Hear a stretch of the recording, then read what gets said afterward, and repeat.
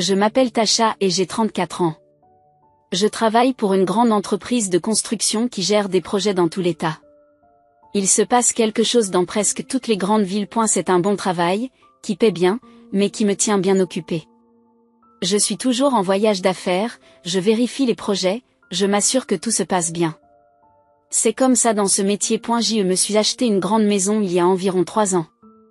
L'hypothèque n'est pas bon marché, mais je gagne bien ma vie, donc c'est gérable. J'ai un beau jardin, un bon quartier, tout ce que je voulais quand j'étais plus jeune et que je rêvais d'avoir ma propre maison. Ma situation familiale est assez typique, je suppose. Il y a mes parents et ma sœur aînée Jenny. Elle est mariée à un certain Marc, et ils ont 2 petits-enfants. Des enfants mignons, mais bruyants comme l'enfer quand je les vois. Jenny a toujours été axée sur la famille. Tandis que je me concentrais sur ma carrière. Le fait est que je ne vois pas ma famille autant que je le devrais. Mon travail me fait voyager constamment, et quand je suis à la maison, je suis généralement en train de rattraper mon travail ou d'essayer de me détendre. Mais je les aide financièrement chaque fois qu'ils en ont besoin. En fait, soyons honnêtes, je les aide beaucoup. Mon père travaillait lui aussi dans le bâtiment. Mais il y a quelques années, il s'est gravement blessé le dos sur un chantier. Il ne peut plus travailler et les indemnités d'invalidité ne couvrent pas grand-chose. J'ai donc aidé mes parents à rembourser leur prêt hypothécaire. Ce n'est pas une petite somme non plus, on parle de 8 cents par mois. Puis il y a Jenny. Elle et Marc ont acheté une nouvelle voiture l'année dernière, un SUV pour les enfants. Les paiements les tuaient. Alors je suis intervenue pour les aider. Encore 4 cents par mois. Et ce n'est que le gros morceau. Il y a toujours quelque chose d'autre, les courses quand l'argent est rare, les vêtements pour les enfants, les urgences aléatoires. Honnêtement, j'ai arrêté de compter combien je leur envoie pour les petites choses. Ne vous méprenez pas, je ne me plains pas. Je veux dire, ils sont de la famille, n'est-ce pas? Et je me débrouille bien, alors pourquoi je ne les aiderais pas? Maman m'appelle environ 1 fois par semaine. Elle commence généralement par me demander comment ça va, chérie, mais elle finit toujours par me parler d'une dépense à laquelle ils doivent faire face. Je transfère l'argent et je passe à autre chose. C'est devenu une routine. Le mois dernier, j'ai été informée d'un grand voyage d'affaires. L'entreprise se développe dans l'État voisin, et ils veulent que j'y aille pour installer notre nouvelle succursale. Il s'agit d'une opportunité énorme. Nous parlons de décrocher d'importants contrats avec de gros clients là-bas. Le genre de contrat qui pourrait vraiment donner un coup de fouet à ma carrière. Le voyage allait durer 1 mois entier, ce qui est plus long que d'habitude pour moi. J'ai donc appelé ma mère pour la prévenir. Maman, je pars pour un grand voyage d'affaires la semaine prochaine. Je serai partie pendant environ 1 mois. Peux-tu surveiller ma maison pendant mon absence? Tu as toujours le double de la clé que je t'ai donnée, n'est-ce pas? Bien sûr, ne t'inquiète pas, ma chérie. Ton père et moi garderons un œil sur tout ça. J'ai donc pris l'avion le lundi matin suivant. Le vol s'est déroulé sans encombre et je me suis installée dans un hôtel convenable près du nouveau bureau. Le travail a été intense dès le premier jour. Je devais assurer la coordination avec les entrepreneurs locaux, rencontrer des clients potentiels et m'occuper de toutes les formalités administratives nécessaires à l'ouverture officielle de la succursale. Les journées de 12 heures étaient normales. Mais je suis bon dans ce que je fais, et les choses ont commencé à se mettre en place plus vite que prévu. J'ai décroché 3 contrats importants au cours des 2 premières semaines, ce qui était bien plus rapide que prévu. Les clients locaux ont été impressionnés par les résultats de notre entreprise et la nouvelle s'est rapidement répandue. J'appelais mes parents environ 2 fois par semaine pour prendre de leurs nouvelles. Ces appels étaient toujours brefs. J'étais occupée, ils avaient l'air d'aller bien, alors je n'y ai pas pensé. 2 semaines après le début du voyage, maman m'a appelé un soir. J'étais épuisée par les réunions de clients qui s'étaient succédé toute la journée. Tasha, chérie, je suis désolée de te déranger. Mais nous avons un sérieux problème. Le système d'évacuation des eaux usées de notre maison est complètement cassé. C'est un désastre, nous ne pouvons pas utiliser les toilettes, il y a de l'eau partout et l'odeur est horrible. Oh non, ça a l'air horrible. Le plombier dit que cela va coûter 5 000 $ pour tout réparer. Nous n'avons pas cet argent en ce moment. J'ai soupiré, 5 000 $, c'est beaucoup, même pour moi, mais quel choix avais-je? D'accord, maman, je transférerai l'argent ce soir. Merci beaucoup, ma chérie. Je ne sais pas ce que nous ferions sans toi. J'ai raccroché et j'ai immédiatement transféré l'argent sur son compte. Puis je me suis remise à préparer les présentations du lendemain. J'avais d'autres chats à fouetter que des problèmes de plomberie. La 3e semaine, tout était bouclé. Tous les contrats importants étaient signés. La succursale était officiellement opérationnelle et l'équipe locale était formée et prête à partir. J'avais une semaine d'avance sur le calendrier. J'ai appelé mon patron pour lui annoncer la bonne nouvelle. Et, c'est achat. Tout est prêt. Tous les contrats importants ont été signés, le bureau fonctionne bien, l'équipe a été formée. Nous sommes pleinement opérationnels à partir d'aujourd'hui. Tasha, c'est un travail incroyable. Je pense que tu auras une promotion à ton retour. Ce serait formidable. Prenez le reste de la semaine, considérez ça comme un bonus de vacances pour avoir fini plus tôt. Tu l'as bien mérité. J'ai raccroché en me sentant sacrément bien dans ma peau. Une promotion, une semaine de congé et la satisfaction d'un travail bien fait, ce n'est pas mal du tout. J'ai décidé de ne pas appeler mes parents pour leur dire que je rentrais plus tôt. Pourquoi ne pas les surprendre, peut-être pourrions-nous passer un peu de temps ensemble pour une fois. Rattraper le temps perdu au lieu de nous contenter des visites rapides habituelles. J'ai fait mes valises le samedi matin et j'ai pris un vol pour la maison dans l'après-midi. Alors que l'avion décollait, je me disais déjà qu'il serait agréable de rentrer chez moi. Une soirée tranquille, peut-être commander un plat à emporter, rattraper les émissions que j'ai manquées. Juste moi, mon canapé et un peu de détente bien méritée dans mon propre espace. L'avion a atterri vers 6h du soir le dimanche. J'ai pris mes bagages et un taxi pour rentrer chez moi, en pensant déjà à ce que j'allais commander pour le dîner. Lorsque nous sommes entrés dans mon quartier, j'ai commencé à ressentir le confort familier d'être de retour sur un terrain connu. Ma rue, les maisons de mes voisins, tout semblait identique à ce que j'avais vu en partant. Mais au fur et à mesure que nous nous rapprochions de ma maison, quelque chose me semblait anormal. C'est ici, juste là, virgule. Ai-je dit au chauffeur en lui montrant ma maison. C'est alors que je les ai vus, des voitures, beaucoup de voitures. Mon allée était bondée et il y avait des véhicules garés tout le long de la rue devant ma maison. Pas seulement une ou deux, mais 8 ou 9 voitures. Je pouvais entendre de la musique forte venant de l'intérieur de ma maison. J'ai payé le chauffeur et je suis sorti avec mes sacs. La musique provenait bien de ma maison.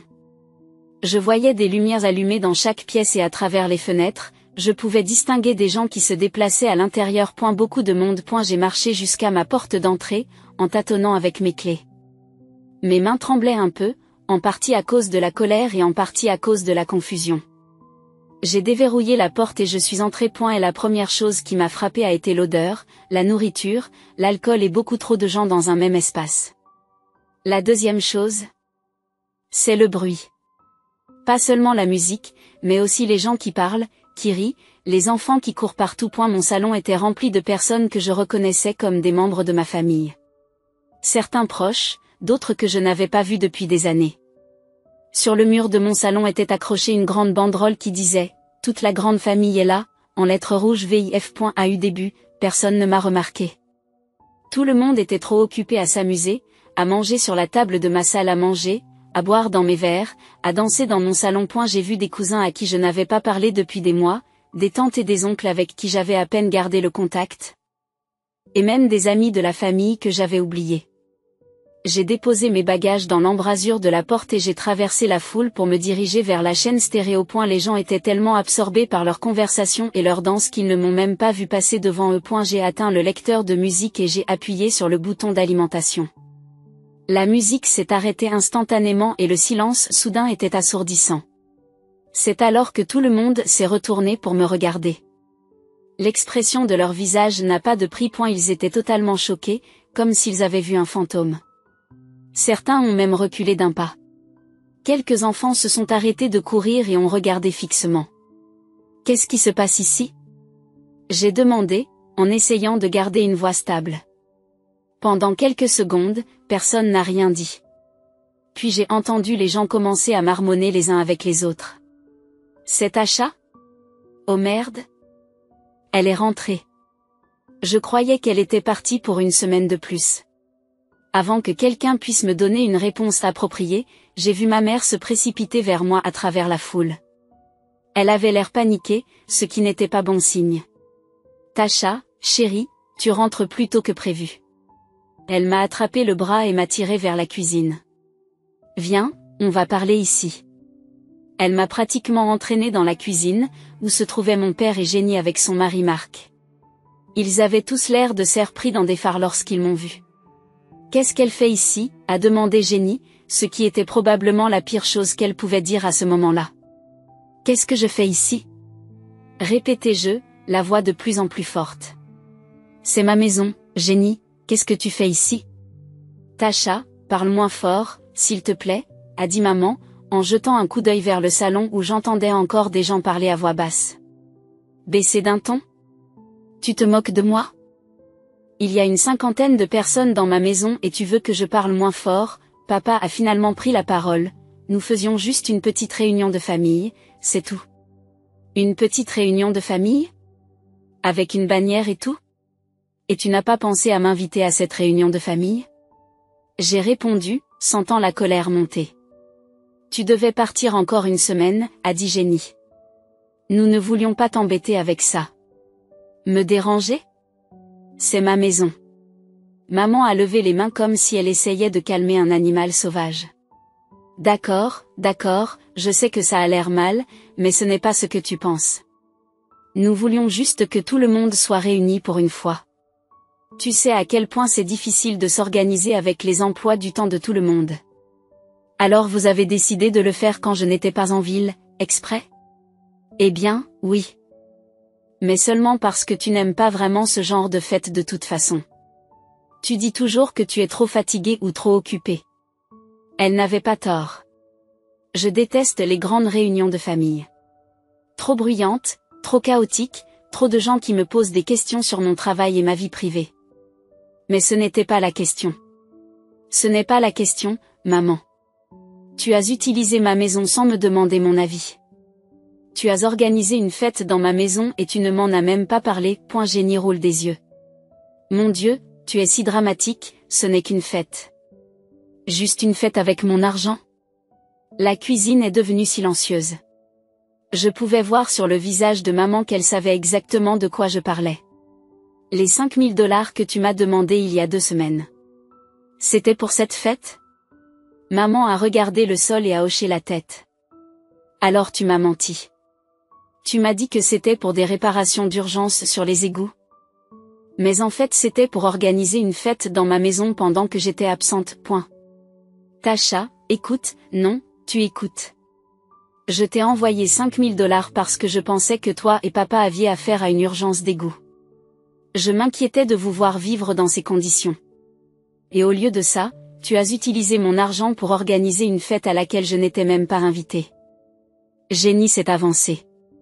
Écoute, ne t'avise pas de mettre tout le monde dehors ou de faire une scène. Ces gens sont venus ici pour voir la famille, et si tu nous mets dans l'embarras devant eux, c'est fini. Vous me comprenez? Nous vous couperons complètement les vivres. Tu seras seul.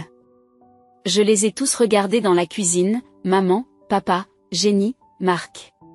Aucun d'entre eux n'avait l'air désolé. Ils avaient juste l'air ennuyés que je les ai surpris. Je ne leur ai rien dit d'autre. À quoi bon? J'ai simplement fait demi-tour et je suis sortie de la cuisine. Traversant la foule de parents qui se tenaient toujours debout, l'air mal à l'aise. Certains d'entre eux ont essayé de me parler en passant. Je les ai tous ignorés et je suis montée directement dans ma chambre. Je les entendais parler derrière moi, se demandant probablement ce qui venait de se passer. Je m'en moquais. Je suis arrivée dans ma chambre, j'ai déposé ma valise sur le sol et je me suis allongée sur mon lit en regardant le plafond. Le bruit de la fête continuait en bas, les gens parlaient, riaient, comme si rien ne s'était passé. Comme si c'était tout à fait normal. J'ai commencé à réfléchir à tout ce qui venait de se passer, et plus j'y pensais, plus j'étais en colère. Ils avaient planifié tout cela spécifiquement pour mon absence. Ils ne voulaient pas que je sois là. Ils voulaient juste ma maison et mon argent. Et il n'y avait pas que cette fête. J'ai commencé à me souvenir de toutes les fois où, au fil des ans, ils avaient organisé des réunions de famille et où je n'avais pas été invitée, ou bien ils m'avaient fait croire que ce n'était pas grave si je n'avais pas pu venir. Ne t'inquiète pas, Tasha. On sait que tu es occupée. Mais ils ont toujours fait en sorte de m'appeler quand ils avaient besoin d'argent. Je n'ai jamais dit non. Et c'est comme ça qu'ils me remercient? En m'excluant de la famille tout en dépensant mon argent, je suis restée dans ma chambre jusqu'à ce que le bruit en bas s'arrête enfin. J'ai entendu des portes de voitures claquer à l'extérieur, des moteurs démarrer, des gens partir. Puis maman est montée et a frappé à ma porte. Tasha, la fête est finie. Comme tu rentres tôt, tu vas devoir nettoyer toi-même. Elle n'a même pas attendu de réponse. J'ai entendu ses pas redescendre, puis la porte d'entrée se refermer. Ils étaient partis. Je ne lui ai rien dit. Je ne voulais plus communiquer avec aucun d'entre eux. Je me suis endormie. Lorsque je suis finalement descendue le lendemain matin, la maison était un véritable désastre. Il y avait des bouteilles et des canettes vides partout, de la nourriture renversée sur mon tapis, de la vaisselle entassée dans l'évier. Des assiettes en papier et des serviettes de table partout. Quelqu'un avait renversé quelque chose de rouge sur mon canapé blanc. J'ai appelé un service de nettoyage professionnel. Bonjour, j'ai besoin que quelqu'un vienne nettoyer ma maison le plus vite possible, c'est très sale. Pendant que j'attendais, j'ai fait une chose à laquelle j'avais pensé pendant la fête. Je me suis connectée à ma banque en ligne et j'ai annulé tous les paiements automatiques que j'avais mis en place pour ma famille. L'aide hypothécaire de maman a été annulée. Le paiement de la voiture de Jenny a été annulé. J'ai également annulé tous les virements récurrents que j'avais mis en place.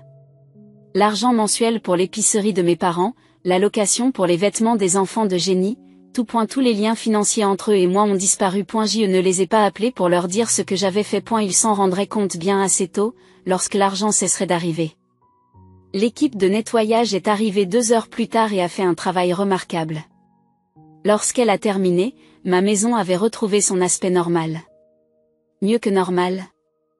En fait, ils avaient tout nettoyé en profondeur. J'ai pris le reste de la semaine comme mon patron me l'avait suggéré. Je suis allée dans un beau country club à environ 1 heure de route et j'y ai passé 3 jours. Golf, soins de spa, bonne nourriture, calme. Tout ce dont j'avais besoin pour me changer les idées. Pendant que j'étais là-bas, mon téléphone n'arrêtait pas de bourdonner de messages de maman. J'espère que tu vas bien, chérie. Tu veux dîner avec nous ce week-end? Je les ai tous ignorés. Je suis retournée au travail le lundi suivant en me sentant fraîche et concentrée. Mon patron m'a convoquée dans son bureau cet après-midi-là. Tasha, j'ai repensé à notre conversation de la semaine dernière. Je vous propose officiellement le poste de directrice de succursale pour notre nouveau site. Ce poste s'accompagne d'une augmentation de salaire significative et d'une aide au déménagement si vous le souhaitez. C'est formidable. Merci. Réfléchissez et tenez-moi au courant. Il n'y a pas d'urgence, mais j'aimerais beaucoup que vous dirigiez cette opération. J'ai passé la semaine à rattraper tout ce que j'avais manqué pendant mon absence. Le travail me semblait normal, productif. C'était agréable d'être entouré de gens qui appréciaient réellement ce que je faisais pour eux. Puis, exactement 2 semaines après la fête, mon téléphone a explosé. Cela a commencé par des appels manqués de maman, puis de papa, puis de Jenny. Comme je ne répondais pas à ces appels, j'ai commencé à recevoir des messages. Qu'est-ce qui se passe avec le paiement de l'hypothèque? La banque a appelé maman. Pourquoi le paiement de la voiture n'a-t-il pas été effectué? Appelle-moi maintenant, Jenny. Arrête de dramatiser et rappelle-nous, Jenny. C'est ridicule, il faut qu'on en parle comme des adultes, papa. J'ai effacé tous les messages sans répondre. Le lendemain, après le travail, j'étais en train de préparer le dîner quand quelqu'un a commencé à frapper à ma porte d'entrée. J'ai regardé par la fenêtre et je les ai tous vus, maman, papa, Jenny et Marc. Je n'ai pas ouvert la porte. Tasha. Nous savons que tu es là, a crié maman à travers la porte. Puis j'ai entendu le bruit d'une clé dans la serrure. Maman essayait d'utiliser son double de clé pour entrer. Mais la serrure ne tournait pas. Pourquoi la clé ne fonctionne-t-elle pas? Je l'ai entendu dire à papa. Parce que j'ai changé les serrures le lendemain de la fête, voilà pourquoi. Ils ont continué à frapper et à crier pendant environ 20 minutes, alors que j'étais assise à la table de ma cuisine, en train de dîner, avec un casque anti-bruit sur les oreilles. Ils ont fini par abandonner et sont partis. Ensuite, d'autres membres de la famille ont commencé à appeler. Des cousins, des tantes, des oncles, des gens qui avaient assisté à la fête. Ils avaient tous le même message, j'étais puérile. Ce n'était qu'une fête, je devais pardonner et oublier.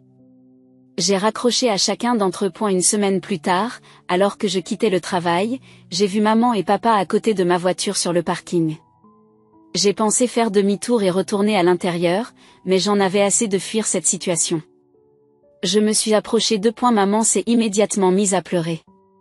Tasha, je t'en prie, tu es si cruelle, nous allons perdre la maison. Ce n'est plus mon problème, ai-je dit en déverrouillant ma voiture. Papa s'est approché. Si tu n'arrêtes pas tes bêtises, nous allons appeler ton patron et lui dire comment tu traites ta famille. J'ai ri. Je me suis mis à rire. Il connaît déjà toute l'histoire et il pense que vous êtes horrible. Je suis montée dans ma voiture et j'ai baissé la vitre. Et si vous continuez à vous montrer à mon travail ou à ma maison? Je demande une ordonnance restrictive. J'ai démarré et je les ai laissés là. Quelques mois se sont écoulés après cette confrontation sur le parking. Je pensais qu'ils avaient enfin compris le message et qu'ils me laisseraient tranquille. Mais je me trompais. J'ai commencé à voir des messages de mes parents et de Jenny sur Facebook.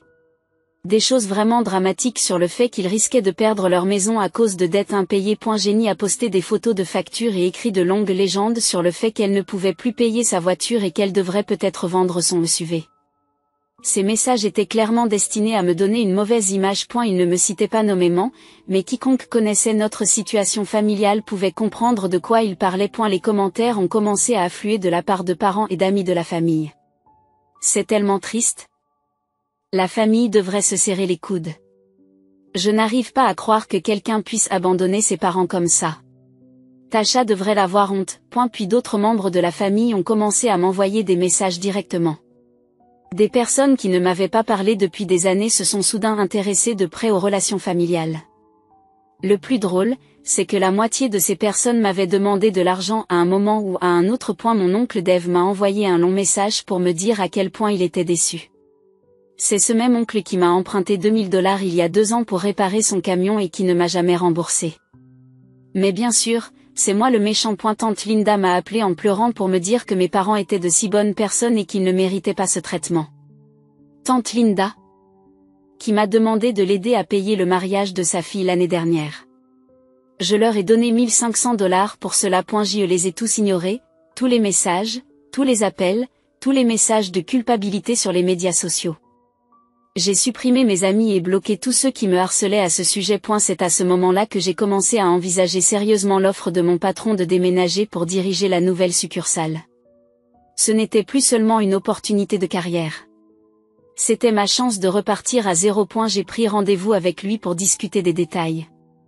Je lui ai dit, j'ai réfléchi au poste de directeur d'agence, je le veux. Quand pourrais-je commencer? Il a souri, j'espérais que vous diriez cela. Nous pouvons vous faire déménager dans les 2 prochains mois si cela vous convient. C'est parfait. L'augmentation de salaire est substantielle et nous prendrons en charge tous les frais de déménagement. De plus, vous allez construire quelque chose à partir de 0 là-bas. C'est exactement le genre de défi que vous aimez relever. Je suis enthousiaste. Alors, considérez que c'est officiel, félicitations, directeur. Nous nous sommes serrés la main, et j'ai senti un poids énorme s'envoler de mes épaules. Pour la première fois depuis des mois, j'étais vraiment enthousiaste pour l'avenir. Je suis rentrée chez moi ce soir-là et j'ai commencé à planifier. Je devais vendre la maison, ce qui me rendait un peu triste. J'aimais vraiment cet endroit. Mais la garder n'avait pas de sens si je déménageais définitivement dans un autre état. Le lendemain, j'ai appelé un agent immobilier. Je dois vendre ma maison le plus rapidement possible. Je déménage pour mon travail. Le marché est bon en ce moment. Avec une maison comme la vôtre, nous devrions pouvoir la vendre en quelques semaines. Parfait. J'ai aussi commencé à fouiller dans mes affaires, à décider ce que je devais garder et ce dont je devais me débarrasser. Ça m'a fait du bien, en fait. J'avais l'impression de me débarrasser de tous les bagages de cette partie de ma vie. 2 semaines plus tard, j'ai reçu plusieurs offres pour la maison. J'en ai accepté une qui était supérieure au prix demandé et dont la date de clôture était rapide. Je n'ai rien dit de tout cela à ma famille. Ils finiraient par l'apprendre, mais je n'allais pas les prévenir à l'avance pour qu'ils essaient de me culpabiliser afin que je reste ou qu'ils me demandent un dernier coup de main. Et la semaine précédant mon départ, Jenny s'est à nouveau présentée à mon travail. Cette fois, elle était seule et elle avait l'air mal en point. Comme si elle n'avait pas dormi. Tasha, s'il te plaît, donne-moi juste 5 minutes. J'ai regardé autour de moi, nous étions sur le parking et les gens commençaient à nous dévisager. Tu as 2 minutes. Nous sommes vraiment en difficulté. Maman et papa risquent de perdre la maison. Je risque de perdre ma voiture. Les enfants demandent pourquoi Tasha ne vient plus. Rien de tout ça n'est de ma responsabilité. Nous sommes une famille. Non, nous ne le sommes pas, tu l'as clairement dit quand tu as organisé une fête chez moi sans m'inviter. Tu l'as dit clairement quand tu as menacé de me couper les vivres parce que j'étais contrariée. Tu ne m'as jamais traité comme une famille. Tu m'as traité comme un distributeur de billets. Ce n'est pas vrai. C'est vrai? C'est quand la dernière fois que tu m'as appelé pour savoir comment j'allais? Quand est-ce que tu m'as invité pour la dernière fois sans me demander de l'argent? Elle ne pouvait pas répondre à cette question. Je déménage dans un autre état la semaine prochaine. Ne me contacte plus. Tu ne peux pas nous abandonner comme ça. Regarde-moi. J'ai pris ma voiture et je suis partie. C'est la dernière conversation que j'ai eue avec eux. Le déménagement s'est bien passé. Et la nouvelle ville était géniale, le travail était stimulant et gratifiant, et je rencontrais de nouvelles personnes qui ne savaient rien de mon drame familial. J'ai loué un bel appartement dans le centre-ville pendant que je cherchais un logement permanent à acheter. Tout me semblait frais et nouveau. Personne n'attendait de moi autre chose qu'un bon travail, que j'étais heureuse de fournir. J'y vois encore parfois leurs messages sur Facebook. Maman et papa ont fini par vendre leur maison et déménager dans un endroit plus petit. Jenny a échangé son SUV contre une vieille voiture. Ils vont tous bien, mais vivent selon leurs moyens pour la première fois depuis des années. Parfois. Je me demande si j'ai bien fait. Mais je me souviens alors de cette bannière accrochée dans mon salon, toute la grande famille est là. Et comment personne à cette fête n'a semblé remarquer ou se soucier du fait que je n'en faisais pas partie. Ils ne voulaient pas d'une fille ou d'une sœur. Ils voulaient un salaire. Et j'ai finalement cessé d'en être une. Maintenant, je construis quelque chose de nouveau. Une vie où les gens m'apprécient pour ce que je suis, et non pour ce que je peux leur apporter. Il m'a fallu 34 ans pour comprendre la différence, mais je suis heureuse d'y être parvenue. Et la promotion s'est accompagnée d'une augmentation importante et, pour la première fois depuis des années, je garde tout mon argent pour moi. J'envisage d'acheter une maison ici, et peut-être de faire les voyages que j'ai toujours voulu faire.